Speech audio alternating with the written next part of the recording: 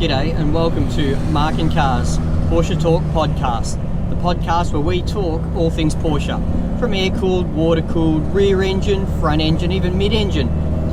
There'll be something here for you. But most importantly, we're going to talk to the people who are passionate about our favourite brand. I really appreciate you taking the time to listen today, and if you've got any input, suggestions, comments, anything, please send me a message. You'll be able to catch me on nearly all social media platforms as Marc and Cars, or just send me an email. Anyway, let's get on with the podcast. Well, welcome everyone to this week's podcast. I'm your host, Marc, from the YouTube channel Marc and Cars. This week's special guest is Courtney Prince. She's a race car driver from Melbourne, Victoria. Courtney, g'day. Thanks for joining us today. Thank you for having me. Great to see you. Great to meet you face to face. Seen your picture in plenty of social media posts and mainstream media posts, particularly of late with your recent debut in the racing the Porsche Carrera Cup car. Yes, I've been in lots of articles recently. Had my first round at Phillip Island 2 weekends ago. So that was my debut in Porsche Michelin Sprint Challenge. So very exciting. Yeah, it's cool. Congratulations on your result. I understand you went pretty well. Yes, thank you. I managed to grab third, which I'm super stoked with, especially for my first round in that car against very experienced people. So I'm super, super happy going to round 2 at Sydney in a few weeks' time. Fantastic. And is prior to that event, did you get much opportunity or seat time in that car? To get seat time in that car is very expensive. I can imagine. So I did have a little bit of seat time this year. I only got one test day prior to the event at Phillip Island. I think it was early Feb I did. Yeah, sure. Last year in 2020, I was supposed to race this category, but didn't end up going ahead as COVID. So I did do a few test days, but nothing crazy at all, just only maybe 5 or 6 in the car. So, yeah, it's very hard to get out in these cars. I can imagine. Like, obviously with regards to running costs of that car to that calibre, plus the expense of getting everybody at a track and getting hold of the track, and particularly living in Melbourne where you only got a couple of tracks relatively local with, Sandown there right close to town and Phillip Island a couple of hours away. Yeah, it's really hard. Like Sandown we can't get onto because of the noise restrictions. Yeah. So never test there. Winton and Phillip Island are only 2, but we don't race at Winton, so there's really no point in testing there sure. when you're first starting. Yeah, sure. Now, for people who are unaware of you and what you do, there is tell us about yourself. You're obviously a young lady based in Melbourne. How old are you? What do you do, et cetera, et cetera? Yeah, so I'm currently 19, live in Melbourne, racing Porsche for Sonic Motor Racing, which you may have heard of, may have not of. So I also am doing a few Aussie racing car rounds.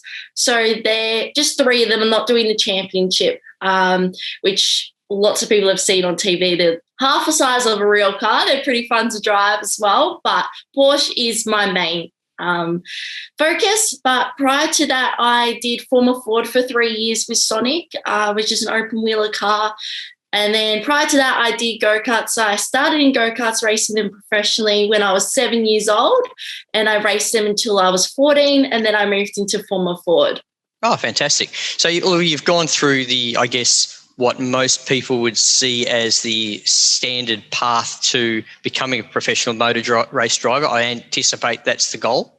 Yes, 100%. So my next move from here would probably be Carrera Cup, which is the Porsche level above me, and that's the highest level in Australia for that category.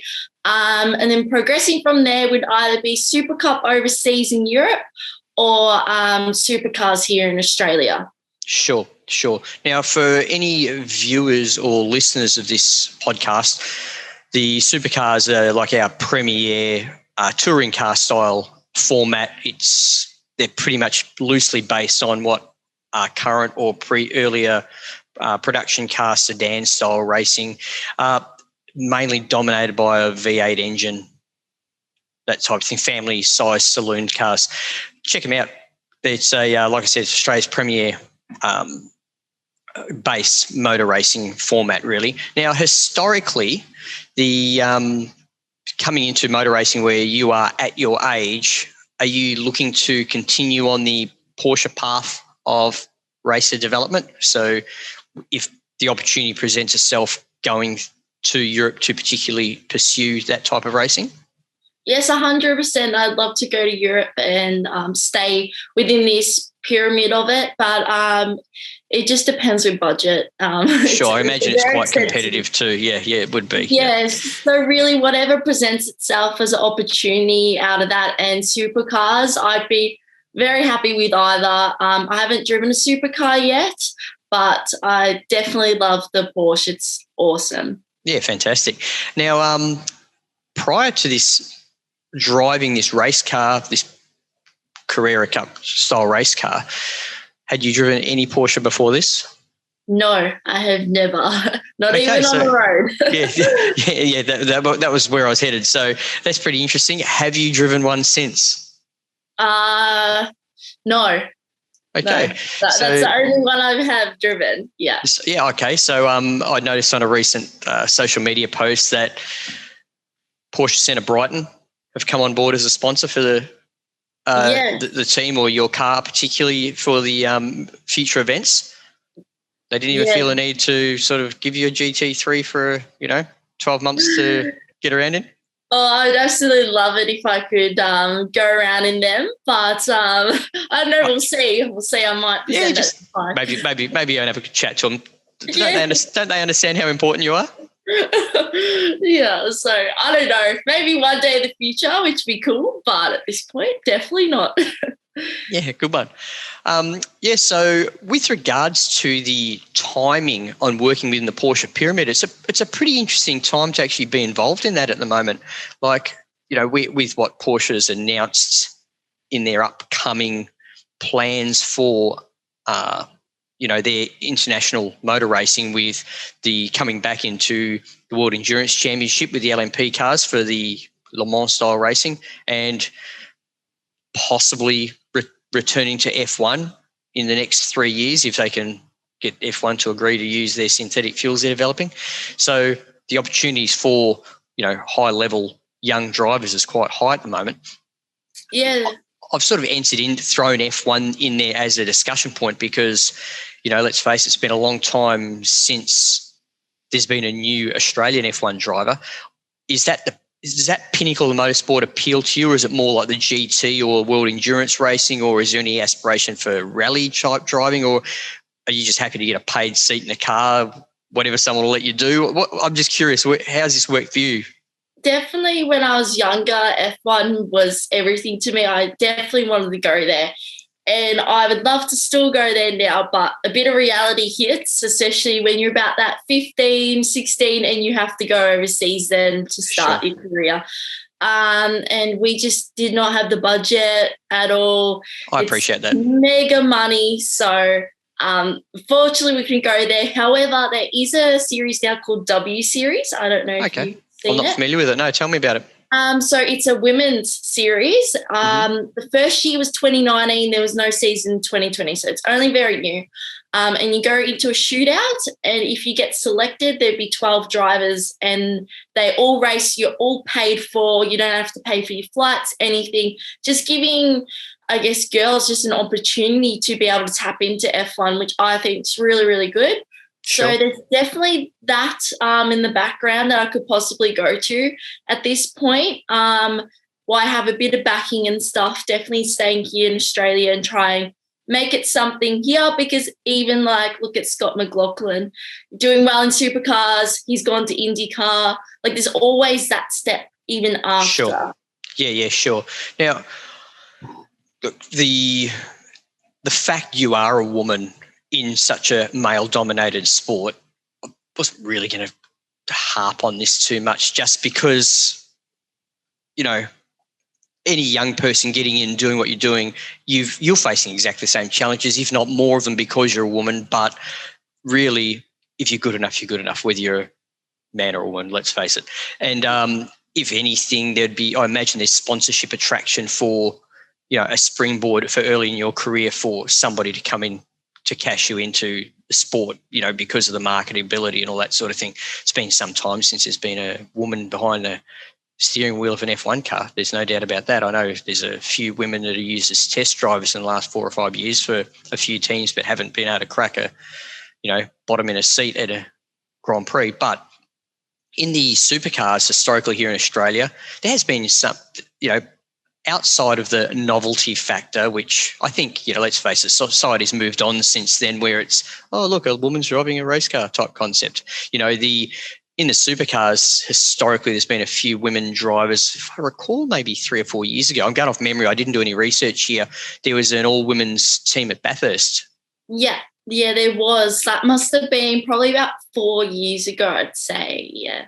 I'm not sure. Again, I didn't do the research, so I'm not sure what the results were like. No, there has been a few in supercars and stuff. None of them, they've done okay jobs, but none of them have cracked in the top 5 or 6 or anything like that. Not saying it's down to drivers or anything like that. It depends so much on the car you're in, the team, the opportunity you're given as well, and backing, and there's so many factors. Well, not too unlike the Carrera Cup racing style of racing, the cars are very similar in performance. So a lot of it does come down to luck and, driver. Yeah, let's face it, in supercars. Yeah. Yeah, well, with my category, I know that we're all got the exact same machinery. It's very close. The top 5 or 6 in my class, you can't even think of how the time in between us is minimal as. Yes, how do you even measure it? That's so close. Yeah, we're talking tenths of a second. So it's awesome racing, and I love how close it is. You've got the exact same car. Every car is the exact same in that category, and that's what I love, because it's down to, a little bit of setup, but you can't change big setup changes in these cars, unlike supercars and stuff. It's very minimal. So sure. So all the aero's locked in, isn't it? You got some minor suspension abilities. Am I right in thinking that? Yeah. So with aero and that, it's only really the wing. We can change the wing height. On the angle of attack and things like that. Yeah, sure. Yeah. And the boys, it's all about, putting the panard up and all that sort of stuff. So it just depends. How interested are you in that aspect of racing? Are you involved in the discussion yourself? Does that interest you, the engineering side of what goes on with the motor car? With me, I'm with Sonic, so a team that I'm my own engineer and mechanic.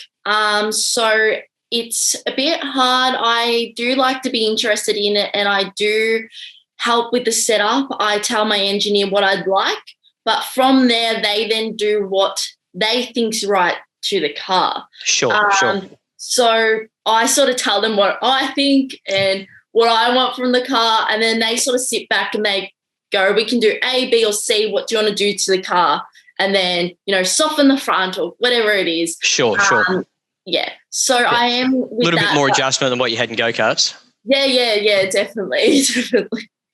So, no, I try to be involved as I can, but it's very hard when you're with such a professional team as well. You can't sort of be like, oh, yeah, we're doing this, guys. So yeah, sure. I understand. I was just curious at all because I do know some professional race teams, they employ drivers because of the amount of input they give, and some teams won't employ those drivers because they give too much input. I was just curious about where you sit in that scheme of things. So definitely you have to have good feedback as a driver, and that's something I've worked on since I was very young, is just more information about the car, what it's doing. As soon as we come in, we sit down and we do a track map. So it's just a big map of the track, every corner, writing details of what the car's doing, what you want, what you can improve on, what the car can improve on. Sure. And you mentioned earlier about the Formula W. Just to come back to that concept, that's a European racing format, is it? Yeah. So is it open wheeler? Yeah. Okay. So it's an F3 car. Okay. Sure. Great. So it's normal F3 car. It's was in Europe. However, last year, which will be this season now, this didn't go ahead. Sure. Well, they apparently are doing going along with F1s. So their whole series is with F1. Oh, at the same race venues and that type of thing. Is that what you meant? Yeah. So That's it's perfect. a big step up from 2019. I think they didn't do any races in 2019. I'm not 100% sure with F1, but all their races are going to be with F1 now in 2021, which is super exciting, great exposure for them.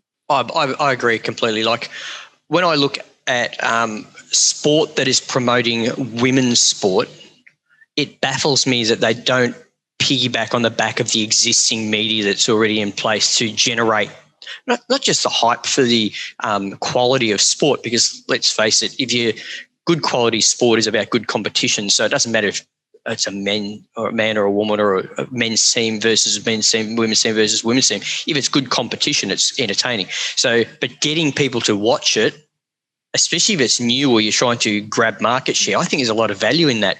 Trying to have it as its own standalone, convince TV stations or existing print media to turn up to an event that's a long way out from other events that are on. That's a challenge, And it really surprised me that more women's sport or even emerging sports don't piggyback on the back of, existing mainstream professional media events. So, yeah, I think it's perfect that, if that's their plan to be at each F1 venue, well, look, if they're at the Melbourne F1, that's pretty convenient, isn't it?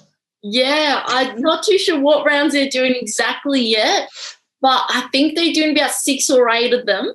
But there was talk they were coming to Melbourne, which if they do, that'd be very exciting to see. You'd have to hot seat it between a couple of different cars.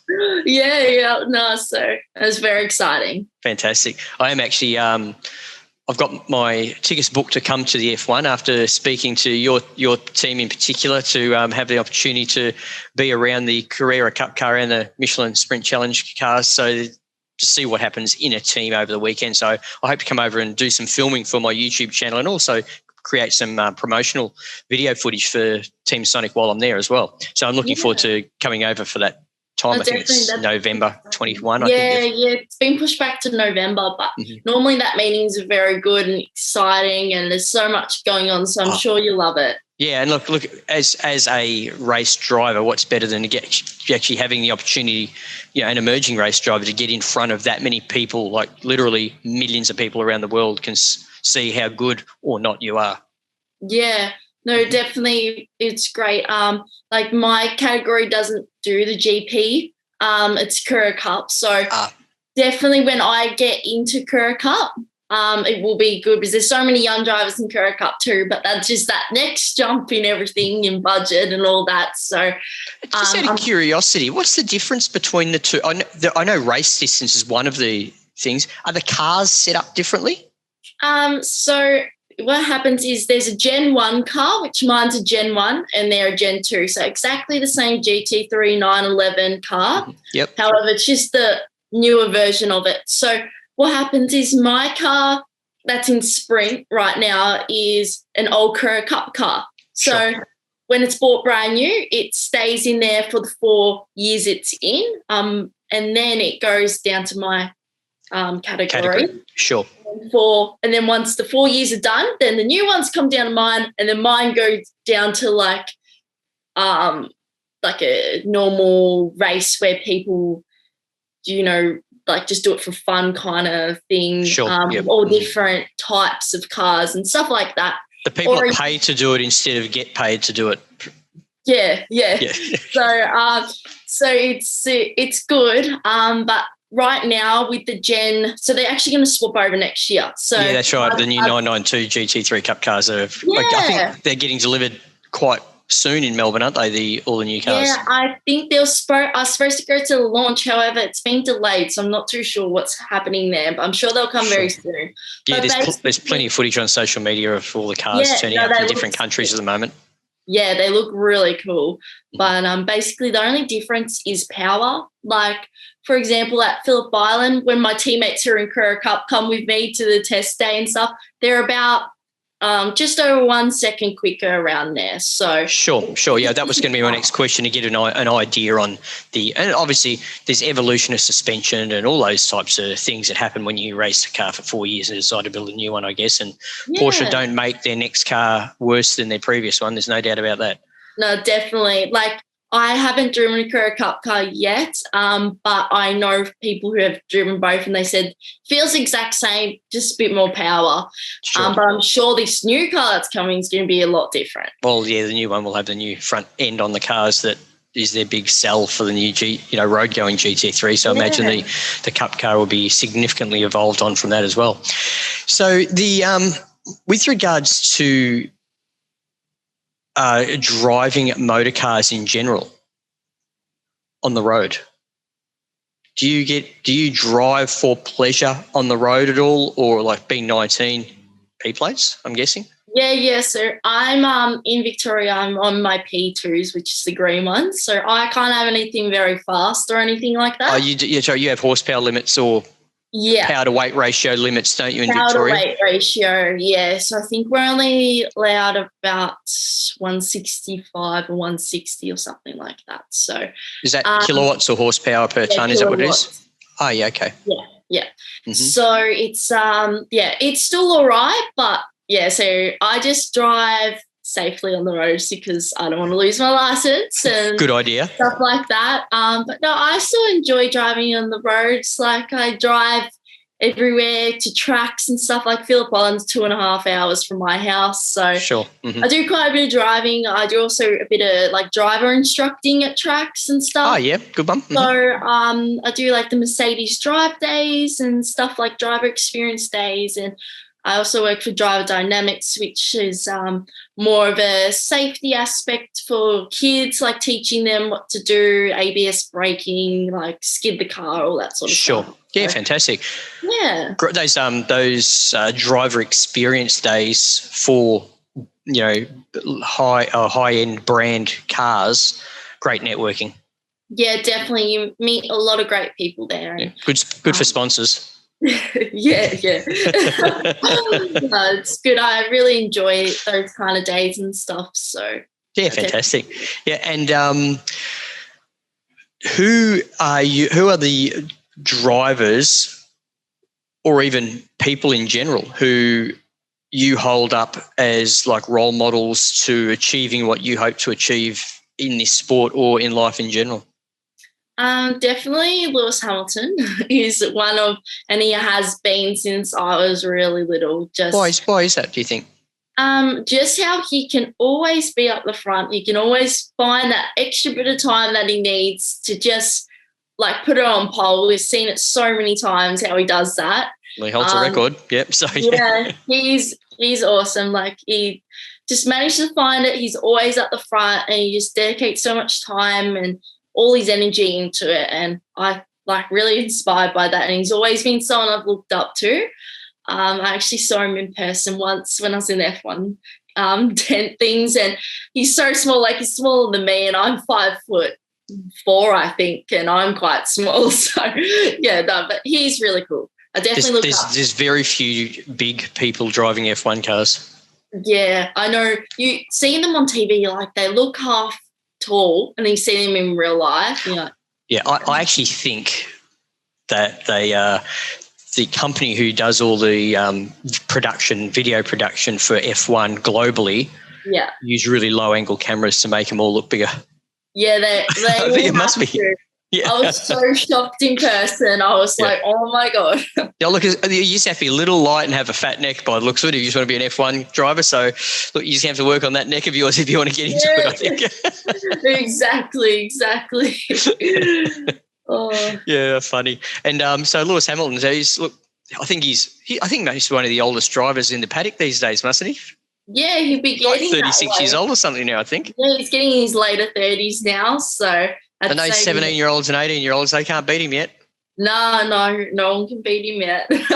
He's just got too much experience under his belt, I think, for those guys yet. Mm-hmm. And, yeah, so Lewis Hamilton, yeah, good. And what about are you familiar with a French lady race driver called Michelle Mouton? No, not really. Well, she came within one race of winning the 1982 World Rally Championship.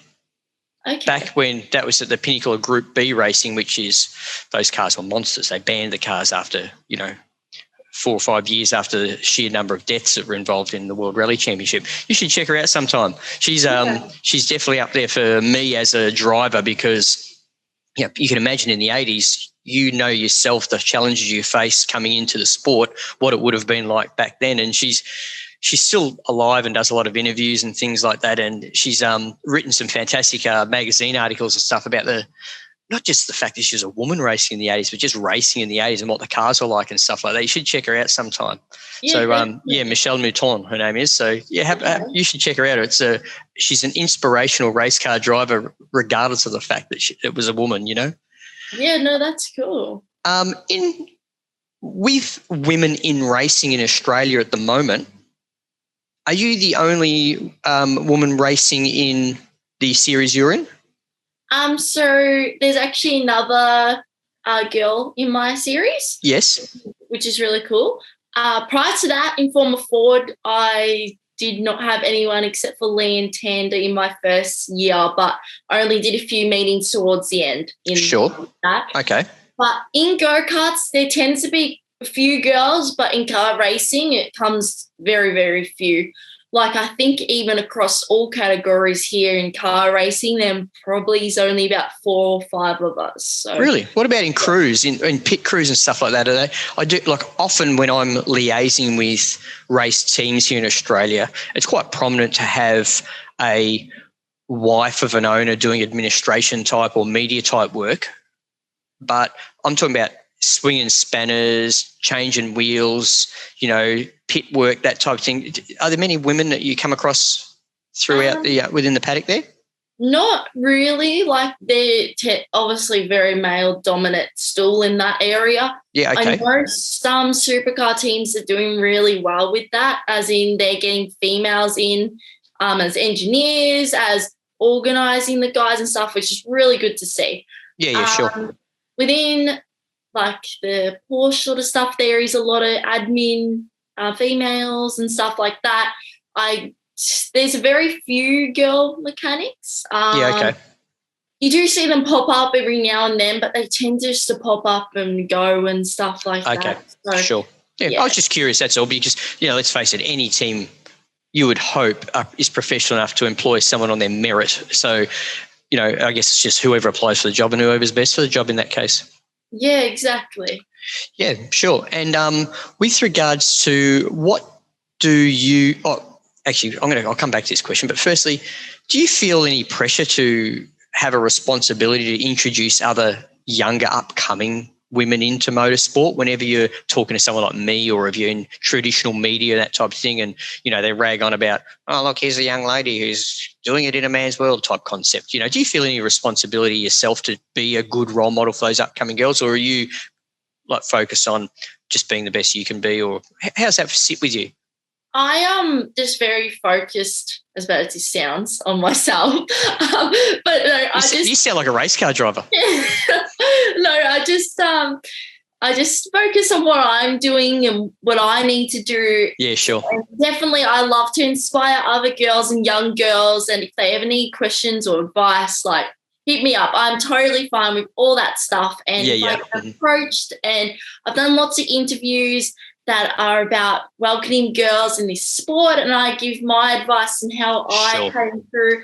Yeah. Totally great. I love girls coming through and getting in, all about it, but I just don't put that pressure on myself, and I just focus on doing a good job for myself and to set a really good example for other girls and showing that everyone can do it. We've got the same machinery. I'm not one of those girls that are very, oh, look at me, I drive a race car. I just here to do my job. I'm the same as everyone else. I don't put on makeup and do my hair or anything like that. I have helmet hair. I look horrible when I get out. If anyone's just listening to this podcast and not watching it, you've got a lot of hair. How does that even fit in a helmet? I actually get asked this question a lot. I can imagine. Every race meeting. So my hair is quite long. It's about to my hips. So I cut it all the time. I've just always had a lot of hair.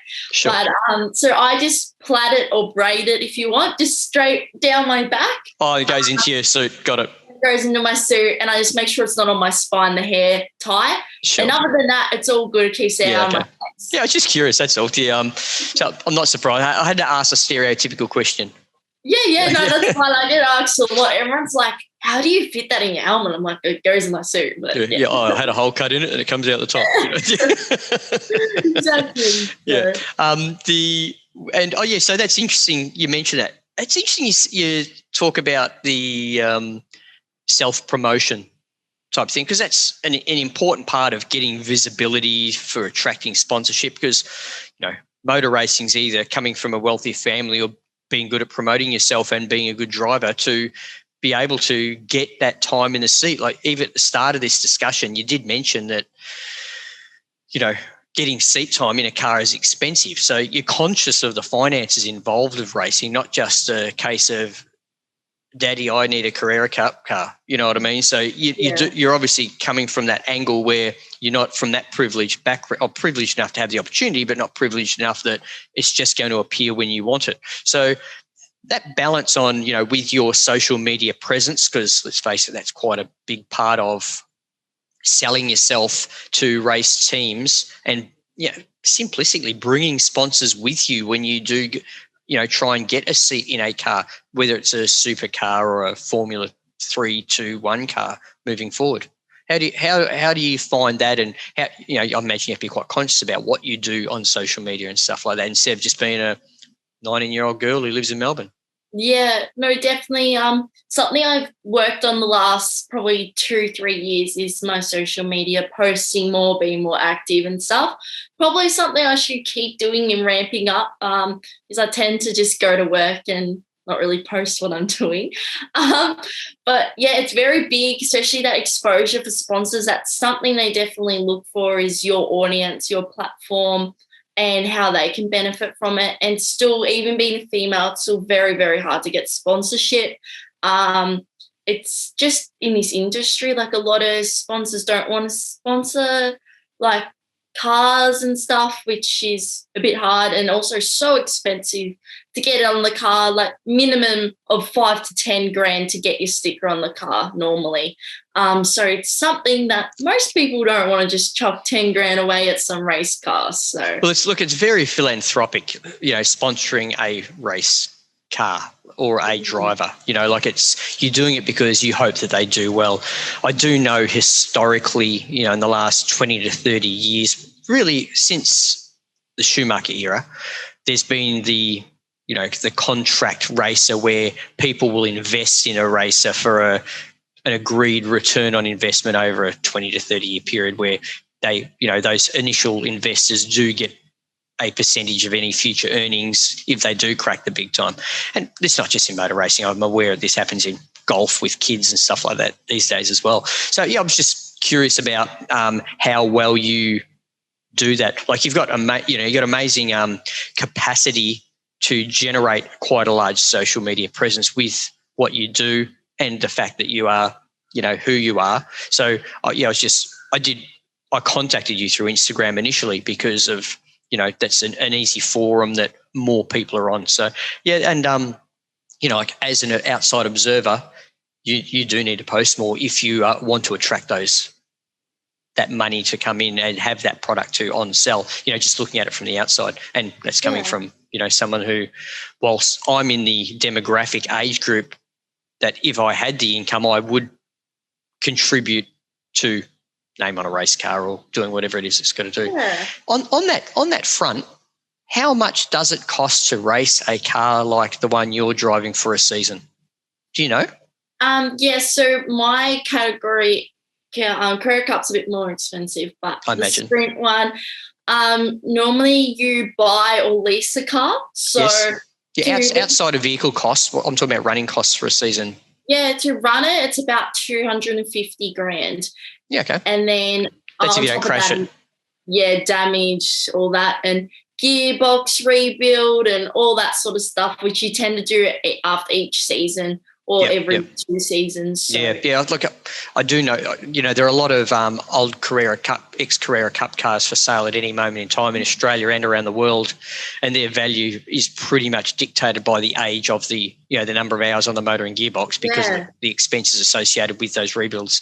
Yeah, I was just curious, that's all. The not that I'm in the market to go out and go racing. I was just curious about the the costs associated with it and how much money you've got to try and ramp up, and then on top of that, if you wanted an income to attract to go motor racing. Yeah, no, it's very hard. Like, especially in my category, it gets really good exposure, especially coming from Formula Ford. It's a big jump up, but then Carrera Cup, that next big jump up of like how much exposure you get. So it gets a little bit easier to get sponsors is how much TV time you get as you keep going up, but it's so hard in these smaller categories to get it. Sure. Just for listeners and viewers, the actual, for this 2021, the Carrera Cup, all the races for this season will be occurring the same day as the supercars, which is broadcasted every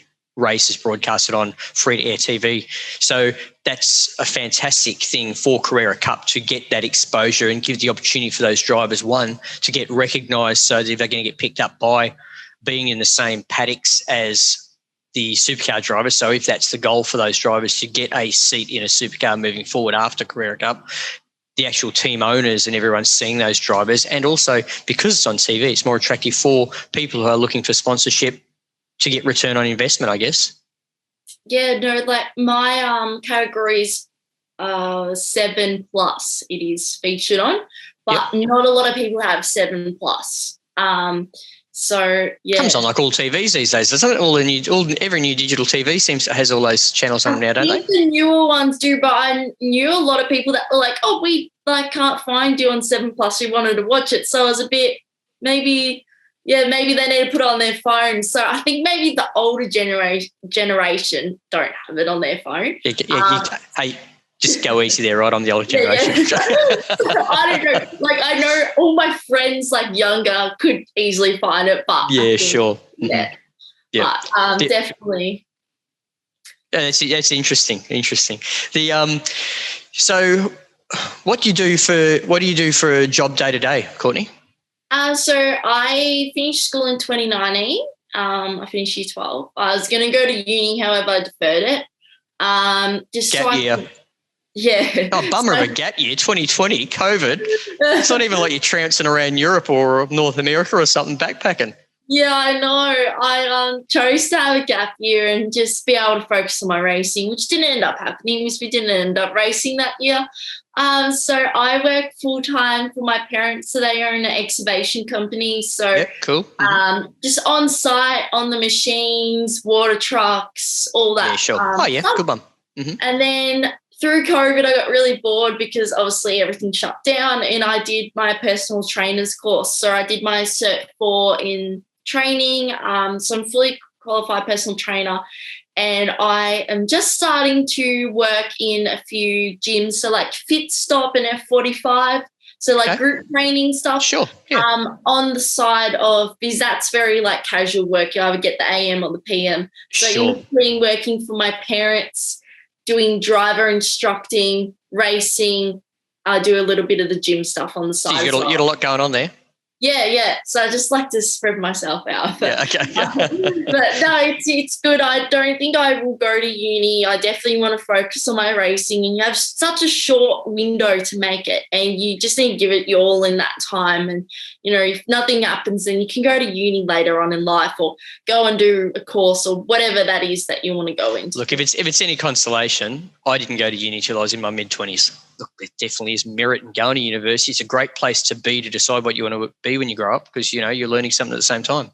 So, look, anyway, I'm sure it'll all go well regardless if that pathway is necessary. I really appreciate you taking the time to talk to me today. It's been a bit of fun having a bit of a chat here, and I'm getting a bit of an understanding about the concept of Carrera Cup and the Sprint Challenge that you're competing in, and what it's like to be a young driver and coming up through the ranks. The fact that you're a woman as well is, I guess, adds to the story, but, I'm sure you'll make it if you're good enough anyway, regardless of the fact you're a woman. Yeah, thank you. Thank you for having me. It's been really good. Yeah, good one. All right, then we'll have a great day, and thanks very much for coming on the podcast today. No worries. Thank you. Okay, bye-bye. Bye.